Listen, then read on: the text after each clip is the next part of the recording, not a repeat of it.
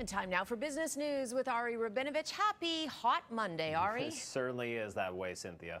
Okay, well, speaking of hot, summer vacation plans are starting to fall into place for many Canadians, but travel prices are starting to rise, Ari. Yeah, and we do hear that sort of theme lingering around a lot these days with everything's going up in price.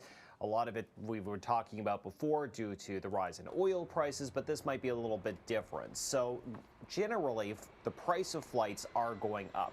But a new report, and this comes from Flight Centre Travel Group, says that domestic travel within Canada, well, flights are going up an average of 14% compared to last year. And that drop in capacity has something to do with this, they say, because there's not enough new planes for some airlines, and that's ever since production hurdles were seen at Boeing in particular, stemming from that now infamous incident back in January when a door plug blew out of a plane mid-air and sparked dozens of other investigations. So Boeing has had a lot of trouble making aircraft deliveries. Thus, there's not enough seats, Cynthia, and that with as well as summer travel demand picking up, simply a supply and demand situation. Those prices are going up, and it looks like they might be a while before they come down again, Cynthia. And that's the thing, it could take some time, right? Yeah, it's going to be a while till the Boeing catches up with the deliveries, and then after that point, the prices may come down. It might take even longer than that. Okay, now we saw an interest rate cut going down earlier this month.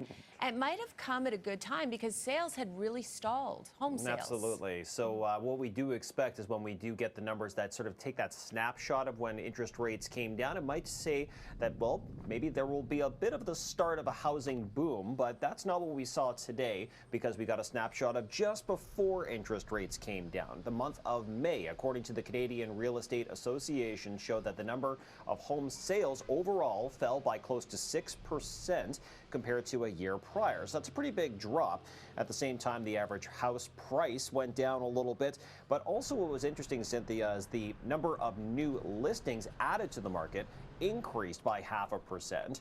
And that kind of tells me that although a lot of buyers may have been waiting on the sidelines for interest rates to come down before making their move, they might still be shopping around. So sellers wanted to get ahead of the curve. Interesting. Okay. Let's switch to the movies. Everybody loves to go to the movies in the summer, and theater owners have been waiting for a blockbuster hit, and they may have just got one, Ari. Yeah, you know, he didn't want to say I told you so. I don't think so. But CEO of Cineplex, Ellis Jacob, kind of called this last week when he gave us a snapshot of the May box office numbers, although they did lag behind a little bit. He was saying he was very optimistic about this summer box office season, including Inside Out 2. Which just came out over the weekend and made $155 million US for its opening weekend.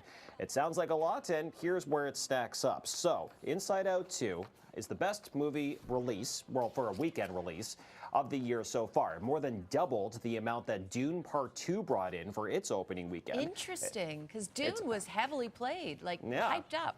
I thought it was going to be one of the movies of the year, but so far it's knocked out of the competition, and it doesn't end there, Cynthia. Inside Out 2 is already the best animated film release for a weekend release since 2018, which is when Incredibles 2 came out, also a Pixar film.